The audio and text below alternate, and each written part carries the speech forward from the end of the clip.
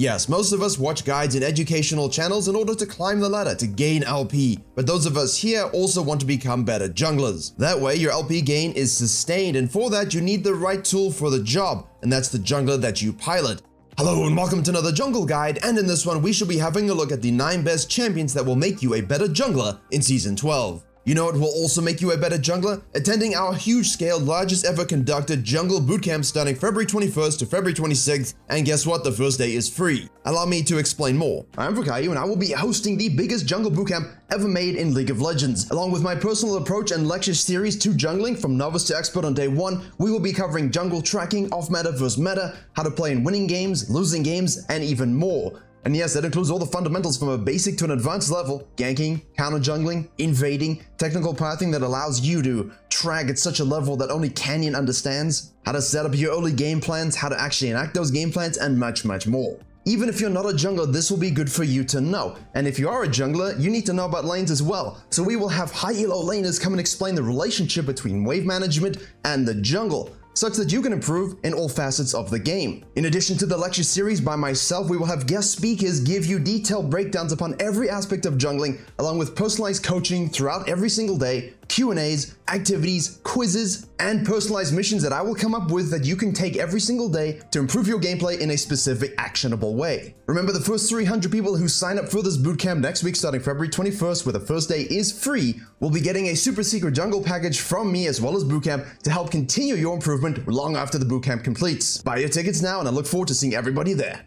And yes, just before I jump into the first champion, please understand that I will be going through all these champions that I've thought deeply about. What will they provide to you in terms of transferable skills? What will they provide to you that will make you a better jungler? And now, first on this list, let's go ahead and show you Diana. Now, put the pitchforks away. Those who hate the moon and think it's also flat, relax a second. I'm only putting Diana here as a meta champion. She represents the meta. You could substitute this with perhaps a Hecarim or other such meta champions as they arise throughout the year. The reason I'm suggesting that we all play a little bit of meta jungling here and there to become a better jungler is because what it means in relation to all other jungle champions. You need to understand what you're up against regardless of what you're playing. If you play something that's not quite an S tier champion and you go ahead and face a Diana, you want to know how fast she can clear, what she can do about the map, and thus help you game plan against her. But there is also a huge thing that you will learn from this. You will learn about having tempo control. You will farm faster, you will second sequence farm faster, you have the ultimate decision about ganking and farming and objectives and split pushing and invading and taking heralds and objectives, because when you play Diana, you are basically the queen of the map. All of that tempo control falls down to you. All of that understanding of what it means to be able to farm quickly and impact the game through whatever way you deem necessary essentially puts her, or whatever meta champion you want to talk about, as the measuring stick upon which all other jungler champions are measured. Because when you typically play lesser champions or champions that require more niche playstyle, you don't always have tempo control. You don't always have essentially the driver's seat control of the map. You should if you play properly, and you always will. We'll talk about it. But a meta champion makes it so much easier to do so, and by playing it, you can really learn this transferable skill of how can I lead the game to victory. Right, next up we have to start off with Vi. This is because having those jungle fundamentals is most important, and you are never too good to focus on fundamentals, and pro players, same thing applies to you. While Vi's simple kit allows you to basically focus on jungling as you don't have to focus too much on her mechanics, it allows you, even though her clear is not too fast, to focus on efficiency within your clears, having great ganking technique, understanding when do I go in, how do I time my Qs for flashes and dashes. You have mythic item diversity, which is something that's really coming about for many champions. Specifically, you're thinking Warwick, Vi, Hecarim, Kayn, Viego seemingly can build anything as well. And having those options available to you is very important because it makes you think about what you want to accomplish in the game. What strengths and weaknesses do you want to either accentuate or offset on your champion in a particular environment? And ultimately, which suits your playstyle the best? And it's always good to do that when you're learning to become a better jungler with a simpler champion such that it's more forgiving when things don't go right. Now, having a champion be forgiving is not always a good thing. See something like a Viego and a Hecarim, you can get away with bad practices, actually a Marci as well, and then you swap to another champion and you realize, wait a second, I don't get resets and healing every single fight. Wait a second, I can't just full clear 1800 times and then rotate everything because I'm a horse. Nevertheless, the final thing here for Vi that I will outline is the target selection. With that point-and-click ultimate at level 6, you will learn, along with your ganking technique, when flashes are burned, when dashes are used, how you can easily take out a target. But is it the right target? And once you've used that ultimate, if you didn't use your Q initially, do I use my continued CC and DPS on that same target? Or is it important that I swap back and peel like carry? Depending on your Vi build, of course this will shift. If you're going Eclipse full lethality, then unload on the Jinx and Soraka and just fist them to death. Next up, we have Lilia, and I'm putting Lilia here instead of the Fiddlesticks because I feel like Fiddlesticks, while he's sort of meta-agnostic, perpetually exists as a good, strong champion. Yes, you have to learn a lot about patience, scaling, sequencing, using your ult. Sometimes he can be a little bit too unique in that practice for those first clears, in that ultimate is so game-changing, it's not really something you're going to have on another champion. He is one of a kind. As such, Lilia is a better exemplar in this particular case. For camp kiting, keeping your stacks up, moving from camp to camp very fluidly, focusing on good technique to make sure your full clearing is efficient and doesn't make you fall behind. This obviously translates to literally every single jungler. You have to kite your camps. You have to make sure you're efficient, but Lilia is one of those champions that can really help you focus on the small, minute details around this practice. Also, she is a full clearing jungler with a level 6 spike. She likes to skirmish in and out, very much so, keeping her distance, essentially kind of like a champion with built-in phase rush. And she is also a scaling damage threat. So you learn to farm very well, you learn to skirmish junglers in and out using your spacing, and you learn to play around your level 6 spike as soon as it's up, and focus on that cooldown such that you're using it as frequently as possible. An excellent transferable skill not only to Fiddlesticks, but also to any other level 6 based jungler. Your Karthuses are the next step, your Nocturnes as well. And finally, because of this, you really have to focus on your positioning. And positioning in team fights, as well as those 3v3 and so on skirmishes around Heralds and Dragons and Barons. Keeping your distance, using your Swoop T twirly twirlies, using your sweet spot on those spells. A great mechanical concept for any champion that isn't auto attack based, but also one that needs to hit very accurate skill shots in order to maximize their DPS and damage. Following Lilia, let's shift on over to Echo. Now last year I put in Virkayu as a snowballing champion, but this year I'm putting Echo, because he has a slower clear than a lot. But if there's a champion that you know how to snowball with in order to win, it's this one. Yes, he has the ultimate save button, but a lot of snowballing champions have some kind of save button, whether it's Virgo's resets, Echo's ultimate, Rengar's enhanced W, Kindred's ultimate. Every champion has something, so don't focus on that. Focus on the fact that Echo will teach you how to counter gank like a god. If you can now start tracking enemy junglers who clear faster than you, which of course there are many, and you can track where they're going to gank, your W is the ultimate counter ganking tool. I mean, it's great for ganking anyway, but now imagine two people in the middle of mid lane at level 4, you shout with a W stun, 2.25 seconds, good night my lovelies, I will take that gold. And from there now, how do you use that pressure from being fed early, getting an early rocket belt, an early blasting one, to push the map, to remove the enemy jungler,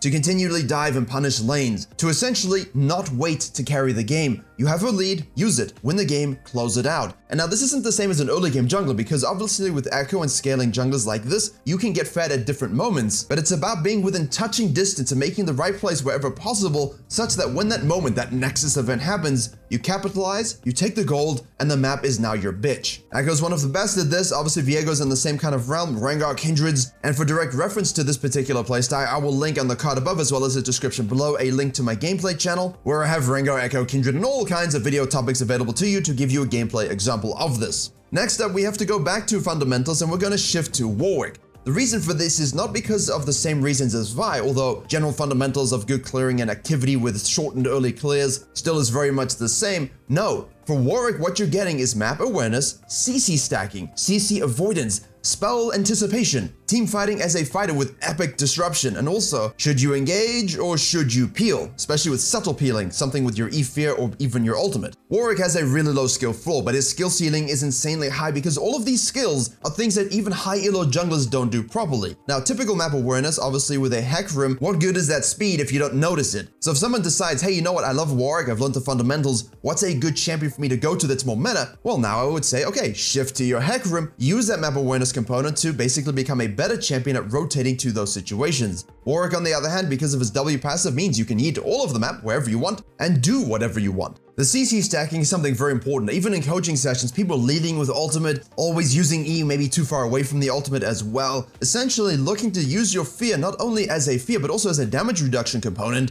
stack it against the CC of your team, and with your ultimate to make sure that if you are building more damage, you can assassinate people. If you're engaging, you can make sure they can't move so your DPS can kill them. And if you're peeling, that your Jinx can survive long enough to get the resets. The spell avoidance is something that I really love because the best way to dodge abilities is to anticipate them in the first place. Pure reaction plays aren't pure reaction, it's also the anticipation that they're going to do it. And holding your Q to go with a dash, holding your Q to avoid a CC spell, using your ult to avoid a bard ult. Thinking like this isn't only good for Warwick, it's good for every single champion in every single role in the entire game. But the whole reason people hate this champion a lot is because they think, oh, you know what, it's an early game champion. It's a bit of a snowball champion. If you don't close, you lose. And I'm out here using Warwick and high elo over the years and going, wait a second, that's not true. And guess what? Because your team fighting and your disruption is so disgusting. You want to be some sort of Aatrox diving the back line and disrupting and just overly sustaining with your passive and your healing and your itemization? You can do that. You want to be the full-on assassin and take out the ADC because you both Kraken Slayer, Titanic Hydra Warwick? Go for it. But maybe you simply are more of a tank enabler and you just want to be the engage, the CC, and basically the meat-soaking beast of the entire team. You build Sunfire, you build Titanic Hydra, full tank, you can do that as well. Right, next up we have Xin Zhao, and I'm replacing at least this year with Xin Zhao as the early game champion for closing games. Understanding that you can 5 camp should you wish, but why do that when you can Red Raptors Grump, invade, gank, fall back to those camps, double scuttle, repeat gank somewhere else, and now invade and obliterate the enemy jungler. This champion is one of the best at actually getting a small lead and keeping it. And yes, you can use him in the late game, he's very strong with the fighter itemization. But with your Gore Drinker Death's Dance, you should be able to take on literally any champion in the game. You've got a long-range gap closer, which means you can rotate to any situation you need. Your ultimate forces you to challenge the enemy teams to 1v1 like a Gladiator 2,000 years ago, which of course kind of feels good. But outside of Rek'Sai and Xin Zhao, you're not going to get an early game champ that feels this strong at level 6 through 11 when you're fed, which means with great power comes great responsibility. And that responsibility, my friends, is heralds, closing games, and hitting towers. Pushing waves, elevating game states, making sure that you can take your team where you want to take them, the enemy nexus. And because people in the EU West might be confused, no, I don't mean running it down. The champion will provide you such a strong feel that you almost will be compelled to actually close the game, and you will almost feel compelled to invade and take on enemy junglers 1v1. That's a very good thing. When you play your champions like your Warwicks and your Vyse and your Lilias and you get a little bit behind, you get a bit tentative, you get a bit frustrated. If you don't have that strong lead, maybe you're not quite sure if you should go take those fights. I mean, and this happens even if you can. But Xin Zhao really enables you and makes you feel strong with the strong fighter itemization, and you will, my friends, figure out how to close games early because of how strong it is. And then you can translate that to your release, you can translate that of course to your Rek'Sai, and use this, by the way, to practice your tower diving, another great thing that we haven't really spoken about. But with your Echoes, with your Xin Zhaos, you can do that also. Next up, we have Kayn, and this is obviously going to be a bit of a shorter section because I've mentioned him a lot for this before. Ultimately, understanding team compositions and win conditions is in Champion Select with Kayn. You can see, 3-4 melees, right? It's Ross time. You can see, a whole bunch of papers and squishies. It's Shadow Assassin time. Already, you're thinking about team compositions in a completely unique and different way. Most champions here, you'll just pick them thinking, hey, I want to play it, or hey, I like the matchup. With Kayn, you're thinking about your team, you're thinking about their team, you're thinking about runes and itemization at a very different level. I think that's a very good trigger for you, and you should translate that to literally every champion you play. However, and I will stick to this until the end of days, the Shadow Assassin is the best way to learn how to play an assassin in low elo and as you're climbing. The reason for this is you are forced, and I mean forced, to flank. You are forced to use those walls to enter back lines, and of course when you make a mistake and you go too deep, you press your ultimate button and you go whoopsie, and now you can still kill them and you can still get out. There is a lot of forgiveness in playing the champion, which is why high elo players don't like facing it. But for learning as a jungler how to play an assassin throughout the game and in teamfights, it will simply teach you how to use the right angles of approach, how to use your spells to avoid CC, how to make sure you're focusing the right target, and basically that is the foundational principle of assassins. If you jump in and yeet in with a Kha'Zix, you're just gonna die. You get frustrated, you don't actually learn anything about the fights until you realize, wait a second, I can't just,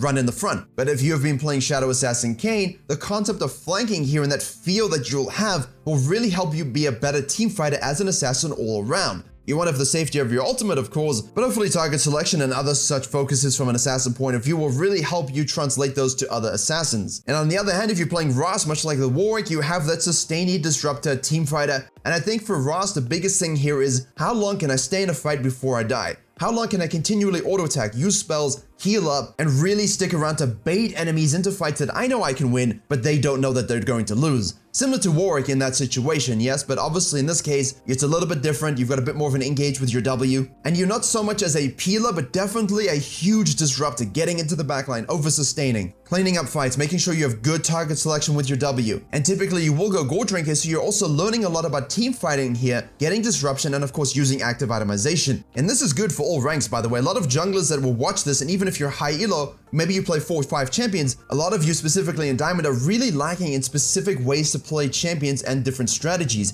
You do one thing super well, which is why you could probably get to master with it, but being a more rounded jungler means that'll be significantly easier. And isn't that what you want? And finally, the 2 bonus sections at the end here to take us from 8 to 9. Sejuani first. This is our supportive style jungling in this particular video. Last year, Ivern was a little bit too unique. I think we can get the same thing with the Sejuani. Now, the biggest thing here is you're a slower farmer. You're not going to be able to go as fast as most of the champions in this video, specifically the metas like Diana. As such, you need to learn to track the enemy jungler path in the opposite direction and avoid them for the majority of the game. You don't want to fight them over crabs. You don't really want to walk into their jungle and fight them 1v1. No, you want to play for lanes and for yourself. You are a low econ jungler. And learning to be a low econ jungler is one of the best things you can learn. What can I do with the minimum gold? Now imagine if you have a lot of gold. That, and of course with tower diving, with ganking, with focusing on lanes as well as your own sequencing and ignoring the enemy jungler while tracking them is a very good skill if you like to play off meta as well. I covered this in depth on my gameplay channel as well. I will link that on the top right as well as the description.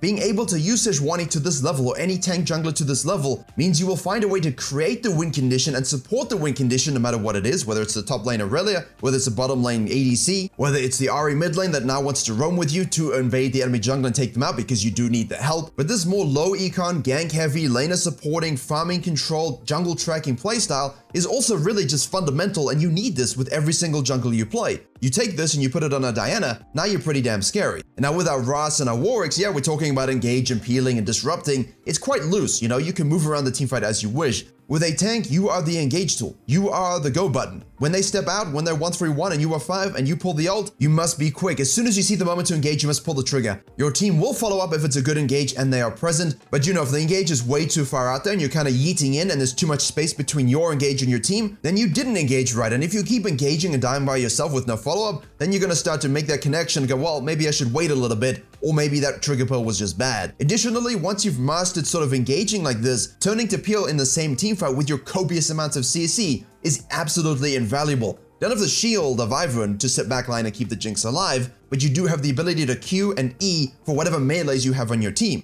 Once you learn a tank, this can be Sejuani, Zac, Ramus, whatever you wish. I just put Sejuani here because I think she's actually the best for this. You can do it on all, and it's a huge skill to have regardless of what jungler you play. Win condition, baby. And finally, a quick note on our Kamikaze Flying Pigeon, Nocturne.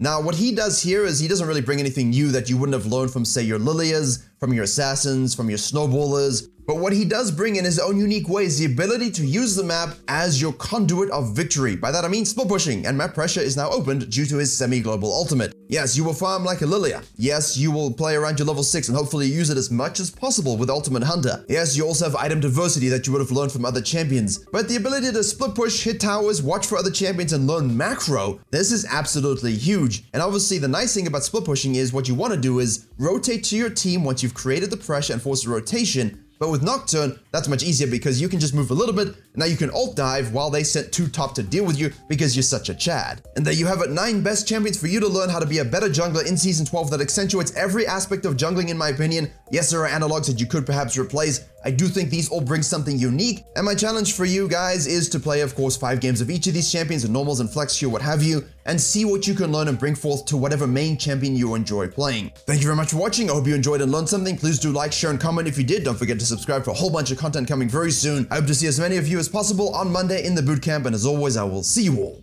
in the next tutorial.